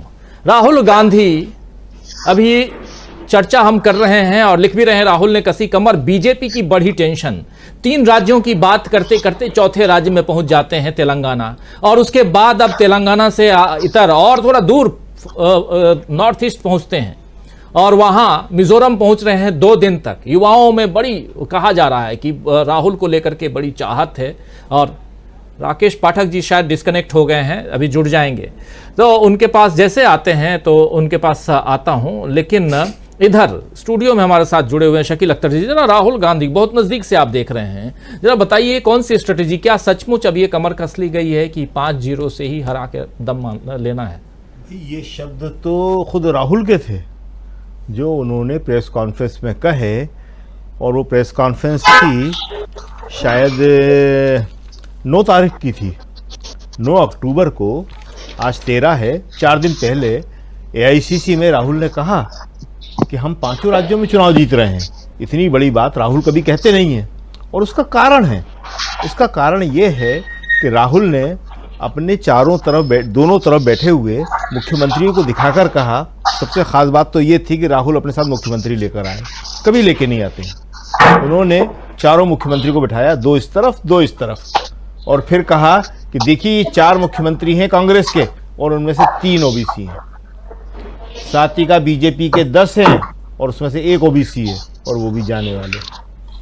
तो ये जो कॉन्फिडेंस है ये बता रहा है कि राहुल जो है राजनीति को अपनी पिच पर ले आए। अब राजनीति जो होगी वो मोदी जी की पिच पे नहीं होने वाली है, और इसीलिए जो मोदी जी हैं, जो 3 प्रमुख राज्य हैं उत्तर भारत के, जिसे हम कहते हैं हिंदी बेल्ट, वहाँ पे खुद चुनाव लड़ रहे हैं। वो तीनों राज्यों के जो 3 बड़े नेता हैं बीजेपी के, उन तीनों को किनारे कर दिया गया। ये बहुत बड़ी बात है। बीजेपी में ये एक बहुत बड़ा घटनाक्रम है जिसको बीजेपी के लोग अभी चुपचाप देख रहे हैं, मगर इस पर कुछ ना कुछ रिएक्शन होगा जी। मध्य प्रदेश में शिवराज सिंह चौहान जिस दिन मध्य प्रदेश में चुनाव की घोषणा हो रही थी, वो गंगा तट पे बैठकर लहरें गिन रहे थे। उसके दूसरे दिन गए थे, उसके दूसरे दिन वही उसी समय चुनाव की घोषणा के बाद तो आदमी हिलता नहीं है। चुनाव की घोषणा के बाद तो आदमी हिलता नहीं है। बिल्कुल। राजस्थान में वसुंधरा राजे सिंधिया जो सबसे बड़ी नेता है वहां पे, उन्हें बिल्कुल किनारे कर दिया गया है। और सबसे मजेदार बात यह कि 2 ही मुख्यमंत्री हुए हैं राजस्थान में बीजेपी के, एक वसुंधरा राजे जो भी हैं, दूसरे भैरव सिंह शेखावत।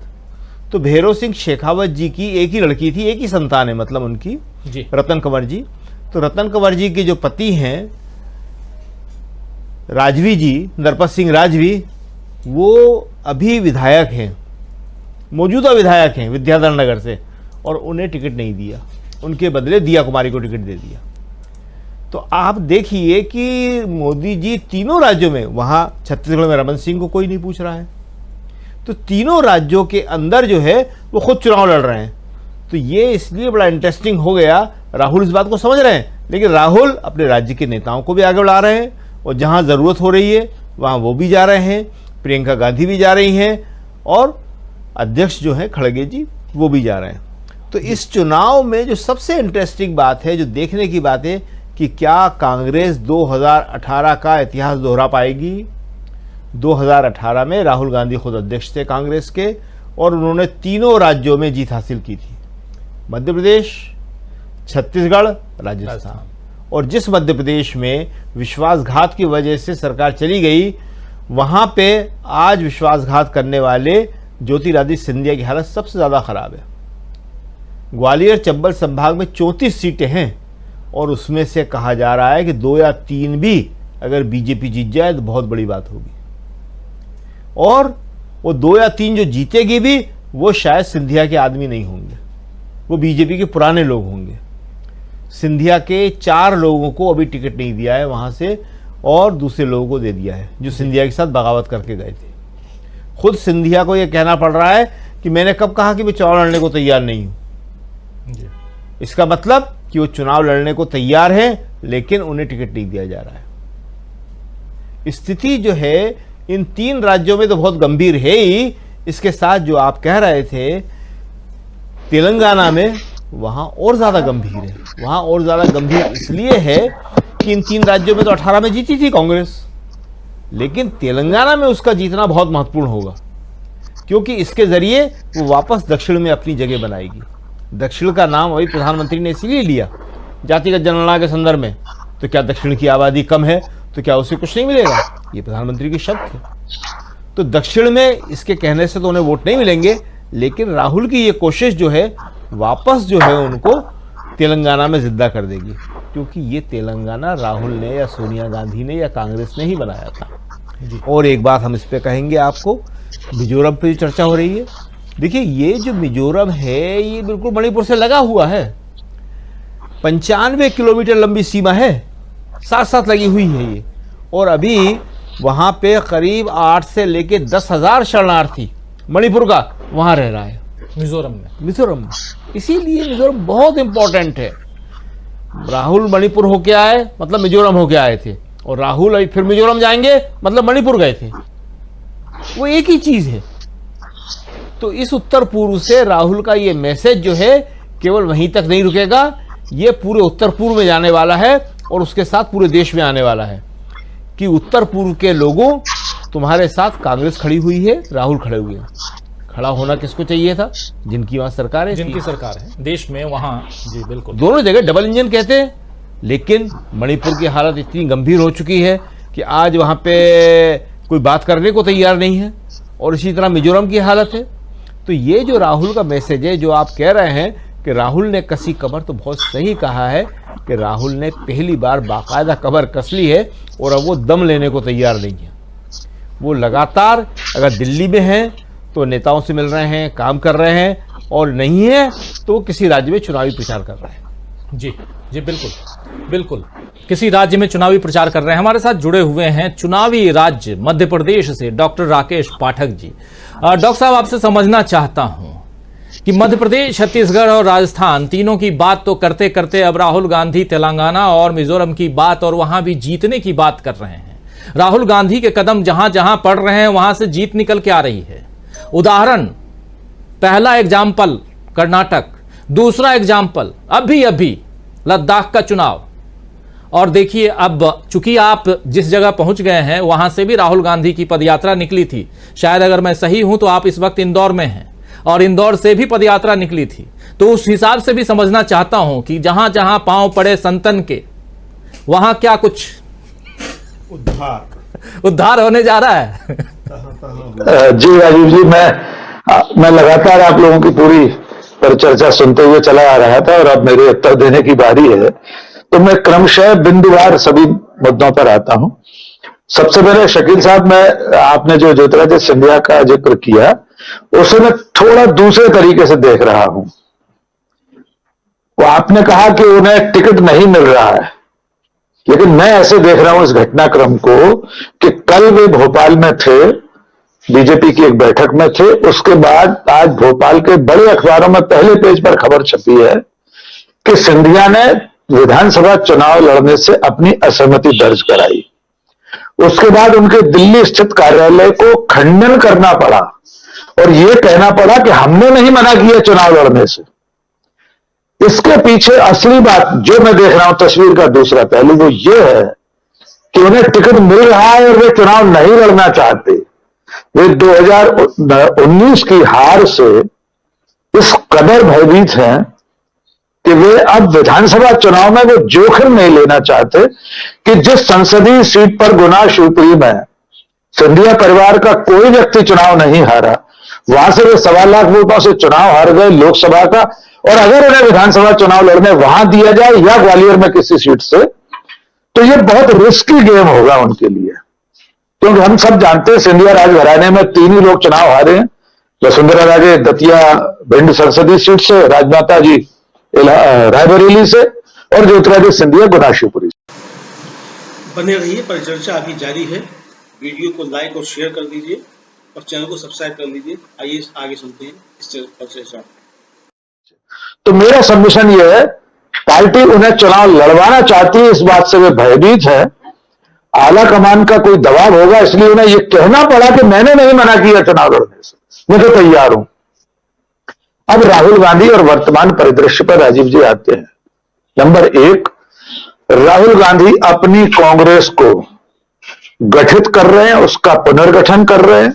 न केवल संगठनात्मक रूप से बल्कि सत्ता की लड़ाई में वे अपनी कांग्रेस बना रहे हैं। अब ये भारतीय राष्ट्रीय कांग्रेस सोनिया गांधी वाली कांग्रेस नहीं है, ये सीताराम केसरी वाली कांग्रेस नहीं है।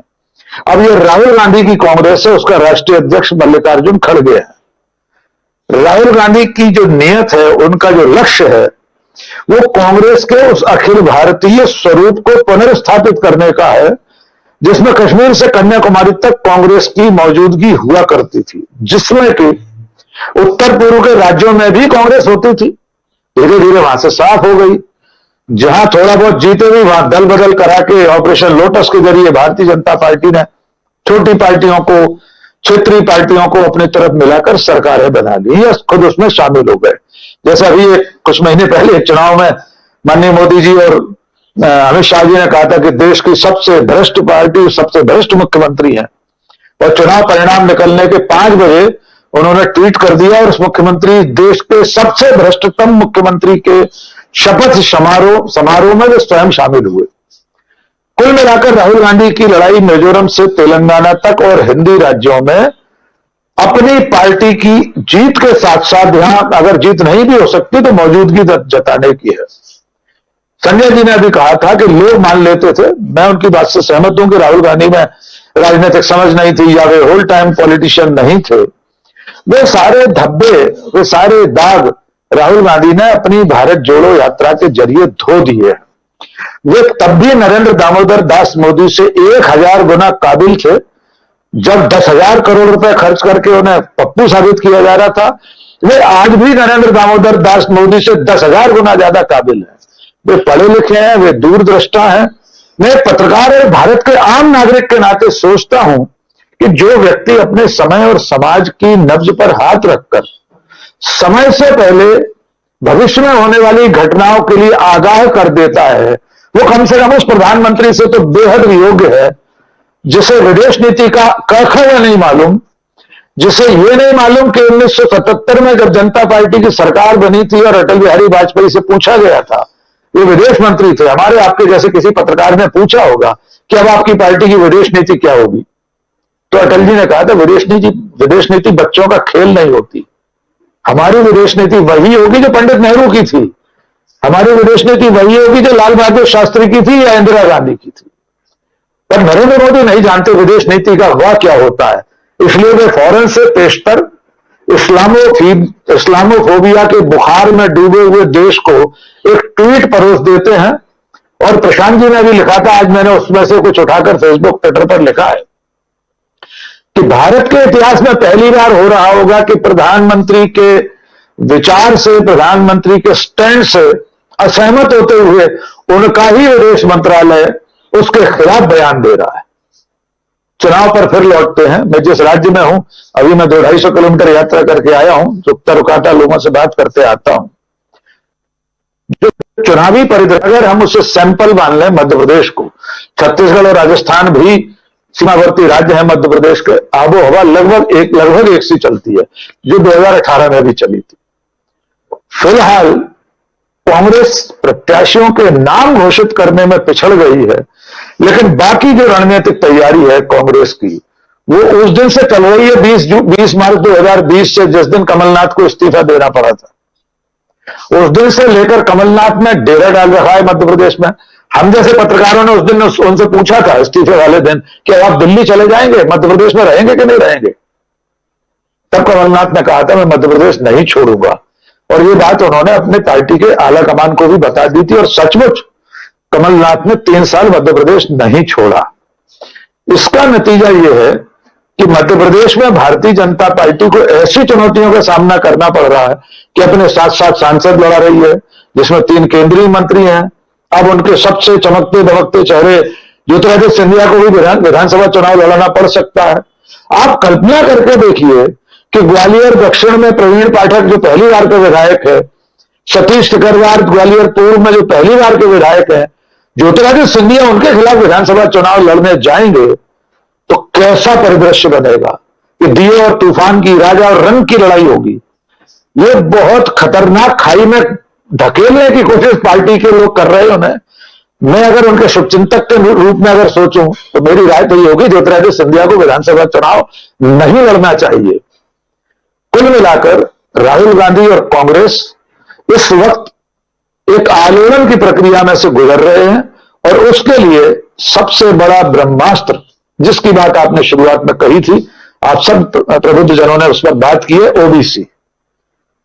ये इस जोखिम, इस खतरे के बावजूद इस ब्रह्मास्त्र को राहुल गांधी और कांग्रेस ने छोड़ा है चुनावी समर के समय में कि 15% सवर्ण मध्यम वर्ग, हम और आप जैसे बहुत सारे लोग जो इस पटल पर बैठे हैं, वो जिस हम लोग जन्मना उस धर्म जाति से संप्रदाय से है संयोगवश, बाकी हम तो धर्म और जाति की बेड़ियां बहुत पहले तोड़ा है। कुल मिलाकर ये जो वर्ग है जिसके बारे में ये माना जाता है कि वो समाज का माइंड मेकअप करता है, वो माहौल बनाता है, राहुल गांधी और कांग्रेस उस 15% की चिंता न करके 50, 60, 65% ओबीसी की बात कर रहे हैं।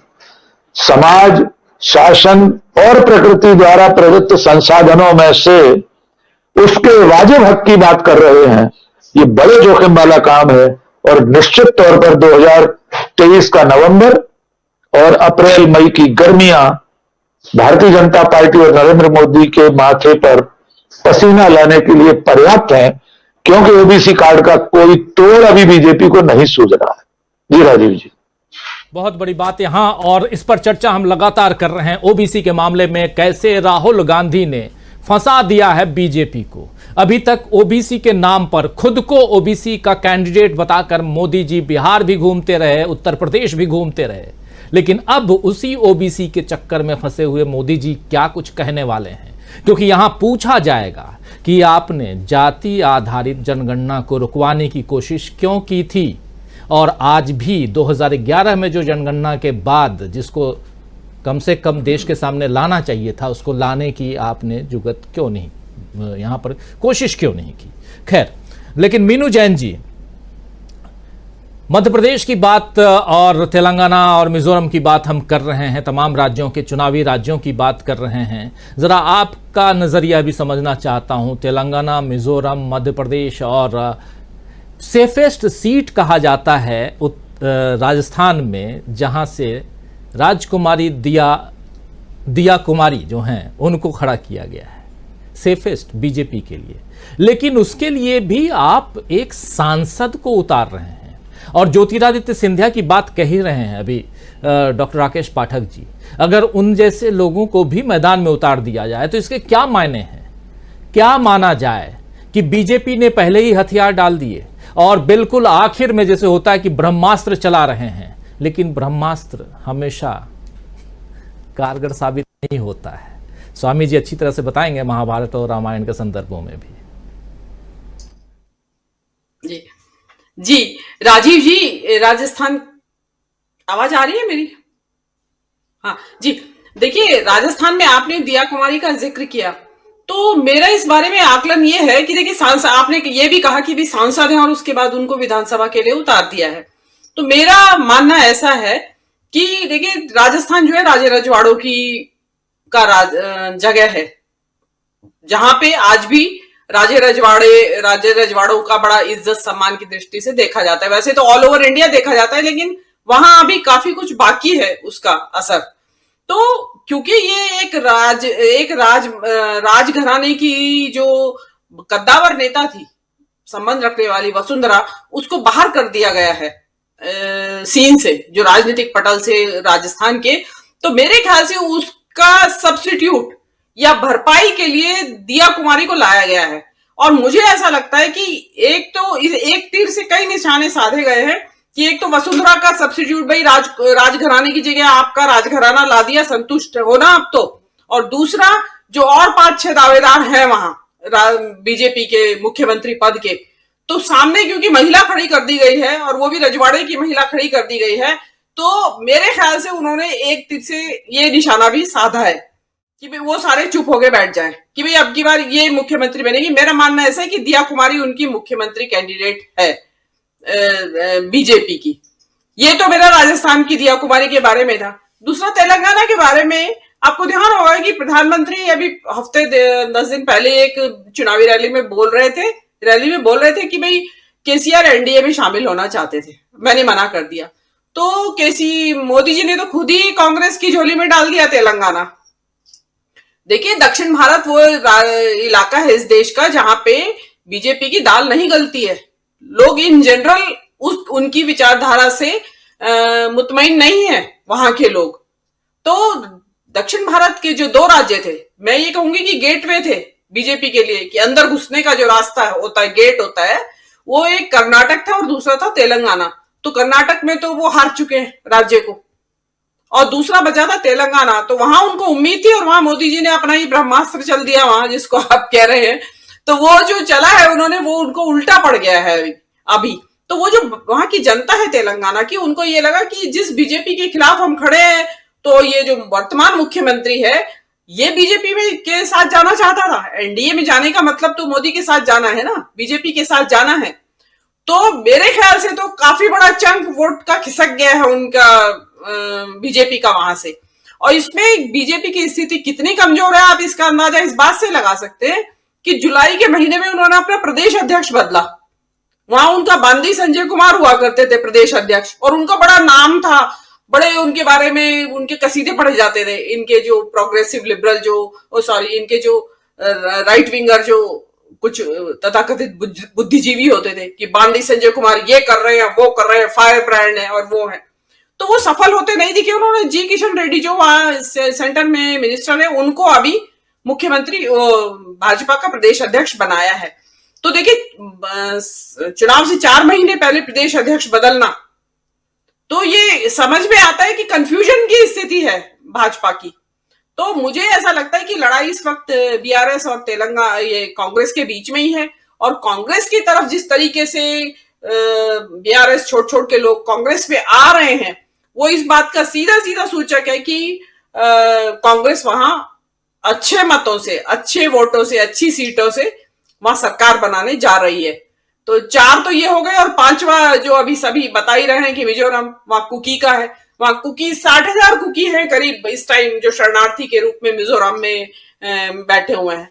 तो और उन दोनों राज्यों में है कुकी की जो पॉपुलेशन है। तो एक जनरल गुस्सा है मोदी सरकार के प्रति कि भाई दूर, हजारों किलोमीटर दूर की तो चिंता है आपको, और देश के अंदर क्या हो रहा है एक राज्य में उसकी चिंता आपको नहीं है। तो मेरा मानना है तो वहां तो और ज्यादा गुस्सा भड़का होगा लोगों का इस बात से। तो वहां भी इनकी करारी हार होने वाली है। जी राजीव जी। जी बिल्कुल। प्रशांत टंडन जी, आप कैसे देखते हैं तेलंगाना को, मिजोरम को, और इन तीनों राज्यों की बात तो हम लगातार कर ही रहे हैं, राहुल गांधी की स्ट्रेटजी को कैसे आप यहाँ पर देख रहे हैं? और बिल्कुल चुनाव दर चुनाव, मध्य प्रदेश से शुरुआत होती है, धीरे से आप छत्तीसगढ़ पहुँचते हैं, फिर धीरे से राजस्थान पहुँचते हैं, फिर तेलंगाना पहुँचते हैं, फिर मिजोरम पहुँचते हैं। देखिए, स्ट्रेटेजिकली राहुल गांधी ने जितने बयान दिए, एक बार में 5 राज्यों की बात नहीं की है। मध्य प्रदेश से शुरुआत और धीरे धीरे अब मिजोरम तक। कैसे देखा जाए इस स्ट्रेटेजी को? जी, यही बात अभी शकील साहब कह रहे थे कि राहुल गांधी अपनी पिच पे बीजेपी को ले आए हैं। बात मैं मिजोरम से शुरू करता हूँ। मिजोरम में एमएनएफ है। अब मिजो नेशनल फ्रंट, आपको याद होगा कि नो कॉन्फिडेंस मोशन में वो इंडिया गठबंधन के साथ थी, वो डबल इंजन। और अब वहां पे चुनाव है। चुनाव में कांग्रेस वहां पे पिछली बार हार गई थी, क्योंकि एक तीसरा वहां पे पॉलिटिकल फोर्स आ गई और वो तीसरी पॉलिटिकल फोर्स, तमाम छोटी छोटी पार्टियों का एक गठबंधन वहां बन गया। और उस गठबंधन ने जो, जिसको कह रहे हैं जोराम पीपल्स मूवमेंट, तो इस जोराम पीपल्स मूवमेंट ने कांग्रेस को काफी जो है वो नुकसान पहुंचाया। वरना कांग्रेस पिछली बार ही टक्कर देती, लेकिन वो कांग्रेस नंबर 3 पे चली गई वहां पे। अब इस बार देखते हैं कि वो जोराम फ्रंट कितना कारगर रहता है। जो जोराम पीपल्स मूवमेंट है, ZPM कह रहे हैं उसको, उस अलायंस को, तो ZPM अगर बहुत इफेक्टिव इस बार नहीं होता और अगर मणिपुर का रिफ्लेक्शन वहां होता है तो जाहिर बात है कि कांग्रेस को वहां पे एज है। दूसरा ये कि तेलंगाना में काफी कुछ डिपेंड करता है कि जो मोदी साहब ने खुद BRS को बी टीम कह दिया जाके वहां पे, और उसमें, और वहां की स्थिति दूसरी ये भी है राजीव जी कि वहां कोई भी जीते, हालांकि है जब कांग्रेस की है टक्कर वहां पे मजबूत, लेकिन कोई भी जीते बीजेपी हारेगी। बीजेपी पिछली बार 1 सीट थी वहां पे तेलंगाना में, 100% इंप्रूवमेंट करेंगे 2 हो जाएंगी। तो तेलंगाना को बीजेपी के स्कोर बोर्ड से अलग आप रख सकते हैं, मिजोरम को बीजेपी के स्कोर बोर्ड से आप अलग रख सकते हैं। MNF जीते या कांग्रेस जीते, वहां पे बीजेपी सीन में नहीं है। और MNF के बारे में बता चुका हूं कि वो उन्होंने नो कॉन्फिडेंस के पक्ष में वोट दिया था। जिसकी भी सरकार दिल्ली में होगी वो उसके साथ जाएंगे। अब ये 3 राज्य हैं, इन 3 राज्य में राजस्थान केवल लगता है कि हाँ वहां पे एक कंटेस्ट है, जिसमें कि अब जो सर्वे आ रहे हैं और आपका भी जो सर्वे था वो कांग्रेस को एज दे रहा है। मेरा सवाल एक दूसरा है कि वहां पे मान लीजिए कि अब गजेंद्र सिंह शेखावत को खड़ा करने जा रहे हैं गहलोत साहब के खिलाफ, जो कि केंद्रीय मंत्री हैं। ये दर्जन भर केंद्रीय मंत्री, 1.5 दर्जन केंद्रीय मंत्री और सांसद मध्य प्रदेश में, छत्तीसगढ़ में, राजस्थान में चुनाव के मैदान में हैं। ये MPs और ये मिनिस्टर चुनाव अगर हार जाते हैं विधानसभा का, तो क्या ये लोकसभा का चुनाव जीत पाएंगे? ये सब हार जाएंगे। भाई इनकी तो चुनाव 2024 के चुनाव की घोषणा के पहले इनकी हार जो है मोदी साहब रिक्वायर है। मुझे बड़ा ये अचंभा हो रहा है कि रणनीति क्या है। आप सोचिए कि ये हारे हुए विधायक की सीट से हारे हुए लोग मंत्री रह पाएंगे क्या? और मंत्री रहेंगे तो उनकी नैतिक आवाज कितनी होगी, उनका नैतिक बल कितना होगा? उनका सेक्रेटरी और ड्राइवर भी उनकी बात सुनेगा। हारे हुए व्यक्ति कौन बात सुनता है? तो ये बड़ी अजीब स्थिति मोदी जी पैदा कर रहे हैं। इसलिए आप देखिए कि बहुत सारे जो सीनियर नेता हैं वो चुनाव के मैदान में है ही नहीं। इसलिए देखिए राहुल गांधी ने अपने रीजनल नेताओं को एस्टैब्लिश कर दिया है। कोई कंफ्यूजन चीफ मिनिस्टर के बारे में न मध्य प्रदेश में है, कोई कंफ्यूजन चीफ मिनिस्टरशिप के बारे में न छत्तीसगढ़ में है, न राजस्थान में है। तो ये 3 बड़े राज्यों में कोई कंफ्यूजन नहीं है। बीजेपी ने अपने सारे कैप्टन्स को बिठा दिया पेवेलियन में और हारने के लिए भेज दिया मंत्रियों को और MPs को। ये बड़ी अजीब स्थिति होगी और मुझे लगता है कि इस पूरी स्थिति को योगी आदित्यनाथ बड़े गौर से देख रहे होंगे कि किस तरीके से उभरती हुई एक लीडरशिप को स्टेट की जो है मोदी साहब जड़ से खत्म कर दे रहे हैं। तो 2024 के हिसाब से आप देखिएगा तो मोदी साहब की जो ये धूनी रमाने की तस्वीरें आ रही हैं वो शायद जो भी संदेश दें, लेकिन लगता है कि जाना वहीं पड़ेगा उनको, क्योंकि ये स्थितियां तो ऐसी ही बन रही हैं राजीव जी। परिस्थितियां बहुत अलग ढंग से बनती हुई दिखाई दे रही हैं और उसमें भी इन 5 राज्यों के चुनाव और 5 राज्यों के चुनाव में कांग्रेस और राहुल गांधी ने जो कमर कस ली है, बहुत स्ट्रेटेजिकली आगे बढ़ रहे हैं राहुल गांधी या कांग्रेस पार्टी। और इन तमाम राज्यों में आप देखिए तो बीजेपी की स्थिति बहुत अच्छी दिखाई नहीं दे रही है और यहाँ पर बीजेपी बैकफुट पर नजर आ रही है। इस कार्यक्रम को यहीं समाप्त करने की इजाजत चाहता हूँ। आशा है ये कार्यक्रम आपको पसंद आया होगा। इस वीडियो को ज़्यादा से ज़्यादा शेयर करें, लाइक करें और कमेंट करके बताएं आपकी राय क्या है। और अगर आपने हमारा यूट्यूब चैनल अभी तक सब्सक्राइब नहीं किया है तो तुरंत इसको सब्सक्राइब कर लीजिए और बेल आइकन भी दबा दीजिएगा ताकि अगली जब वीडियो अपलोड हो तो आपके पास इसका नोटिफिकेशन पहुंच सके। और अगर आपने हमारा फेसबुक पेज फॉलो नहीं किया है, फेसबुक पेज को भी फॉलो करें। धन्यवाद।